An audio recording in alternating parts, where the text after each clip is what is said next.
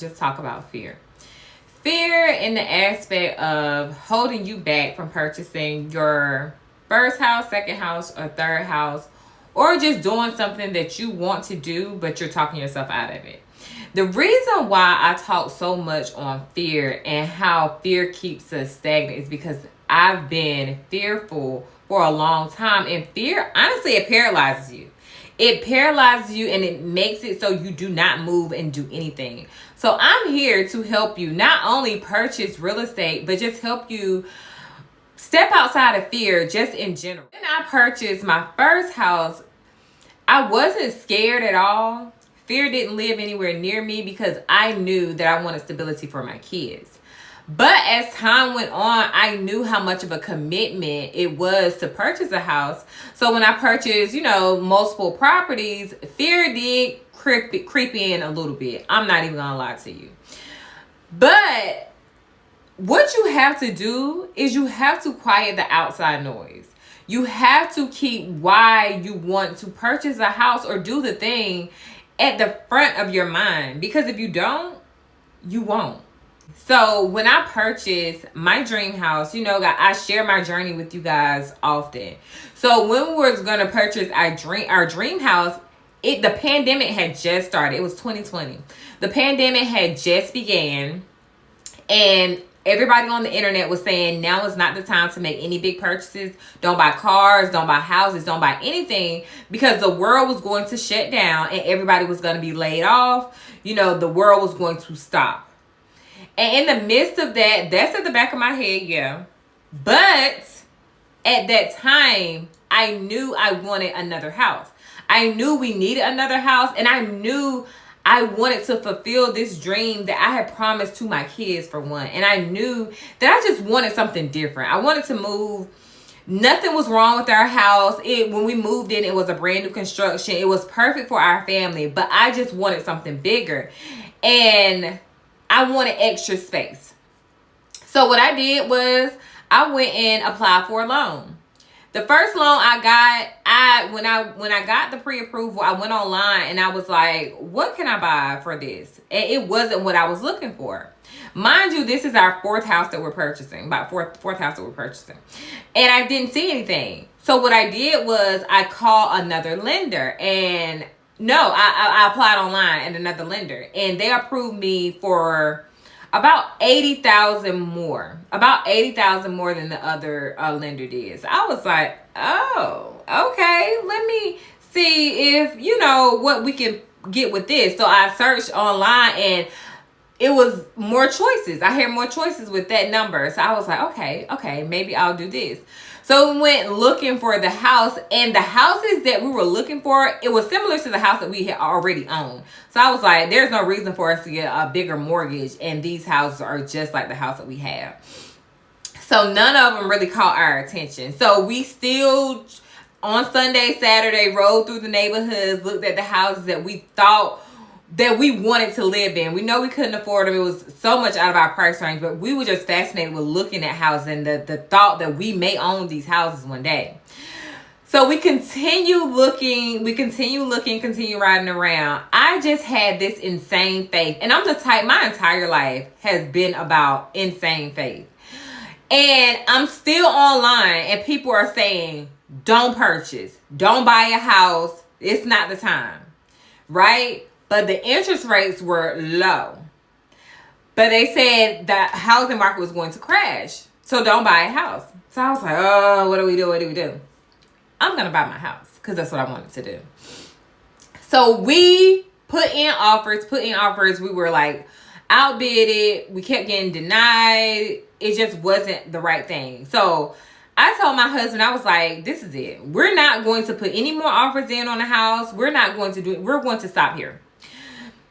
And I didn't tell my realtor that we were going to stop, but I did tell my husband. So that night, she sent me another house.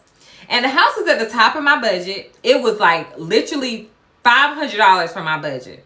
It's at the top of my budget, but it was beautiful. And it just hit the market.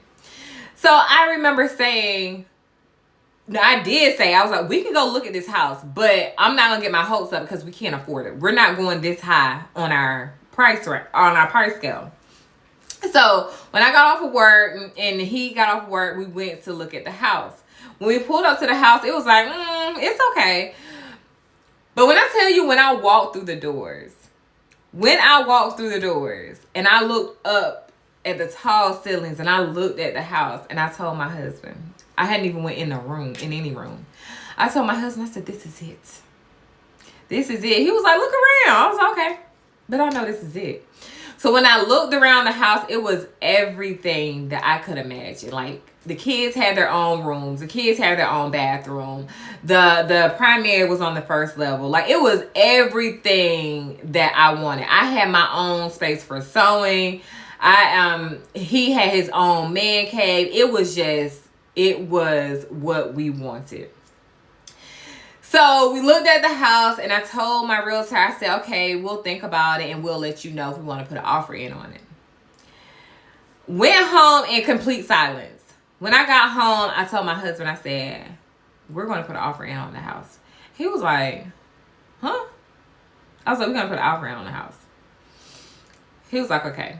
So we put the offer in and we asked full asking.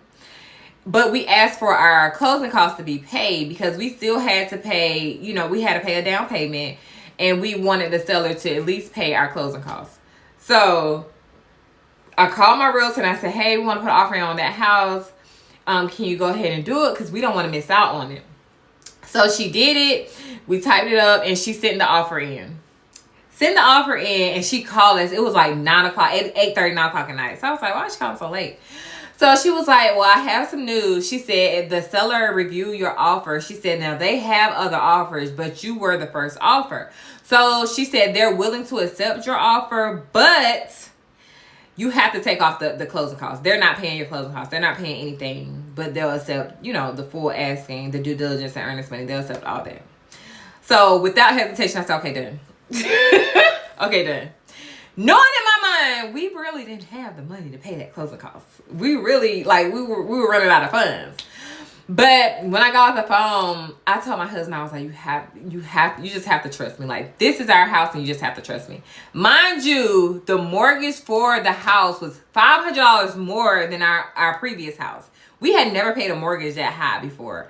And my husband was like, girl, what is happening? But I just had a gut feeling that everything was going to be all right. So our offer was accepted. We, went through the whole home buying process and the house became ours. And I didn't let the naysayers, I didn't let the negative voices, I didn't let anything sway my decision because I knew what I wanted.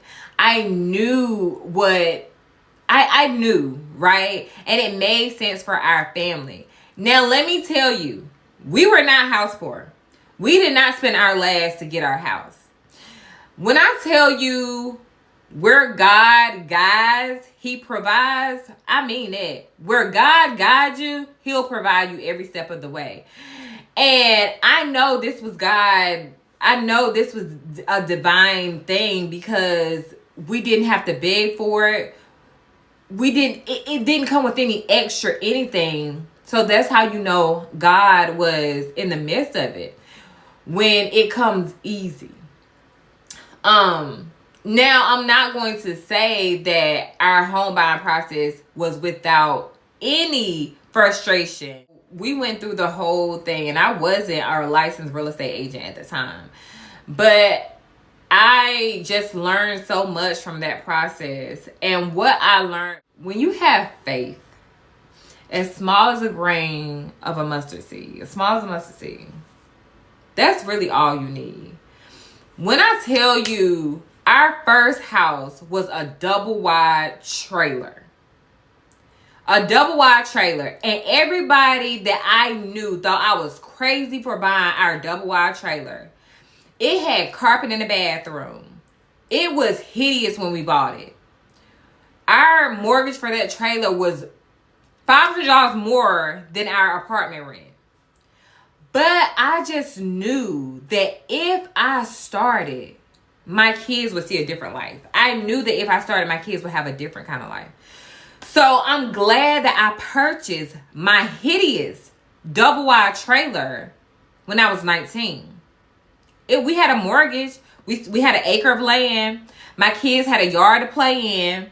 When we purchased that house, we went in there and we renovated the entire house. We took the carpet up. We took all the carpet out of the entire house. We painted. We removed wallpaper. I mean, we really went in that house and made it our own. And that's really what you have to do when it comes to real estate, especially when you're just starting out and you may not qualify for as much. You need to find a house that you will be happy in and that you can grow in, that you could go in and renovate so that you can get your foot in the game. Because what I want you to do is know that you have to get in the game. If you apply for a mortgage today and you don't qualify for as much money as you thought you would, or the monthly payment don't make sense for you, start somewhere. Start somewhere. Your first home does not have to be your dream home. Matter of fact, 9 times out of 10, your first home will not be your dream home. But if you never start, you're never finished. You have to start somewhere. And don't let people talk you out of what God promised to you. All the internet gurus will tell you not to buy a house. That's because they're buying all the houses and putting you in them to rent. They're still buying real estate. They're just telling you not to. But if it makes sense for you and your family, what I'm telling you to do is start now. People saying they're waiting for the real estate market to crash, but they've been saying that for 5 years. They've been saying that for 5 years. They've been saying that the prices are going to go down for 5 years. When you and your family is able to purchase real estate, do it when you guys can. Purchase real estate when you can. If it does not make sense for you to buy a house, don't buy the house. But when it makes sense for you and your family, tap in. Tap in. I'm telling you, you will not be disappointed. I bought my first house at 19 and no one in my family was a homeowner. Not even my parents. I was the first homeowner in my family. So when I tell you sometimes God gives the vision to you because you are the one that have to fulfill it. So what I want to say is stop talking yourself out of things. Stop allowing people to talk you out of things. You're not scared. You just don't know where to start. You're not scared, sis. You just don't have the knowledge and the power to do it. But I stand to tell you, if me as a 19-year-old could make that investment, and mind you, when I was 19, I put a down payment on a brand new house because that's what I wanted. And then when I got the numbers, knew that I couldn't afford it, I had to humble myself and get my double wide because I couldn't afford a brand new construction with my first house. I had to humble myself. So that's what we did. And I was good with humbling myself. So that's why I became a real estate agent, to show you what's possible. I live this life to share it over and over again so you can know what's possible. I'm telling you, if you want the house, you can get it.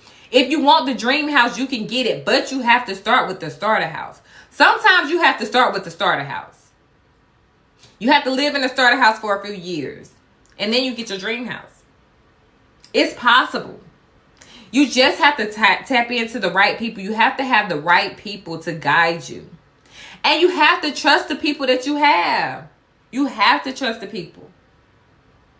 So, that's all I got for y'all today. I just want to share a snippet of my journey.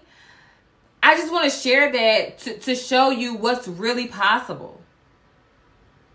It's possible, y'all. I'm telling y'all, it's possible. If you want to purchase a property and you don't want to live in it, do that. But start somewhere. So, if you enjoyed that conversation, share that conversation. It might help somebody. Subscribe, comment, share. Thank you guys for staying tuned. And I really hope to see you guys around. So until next time.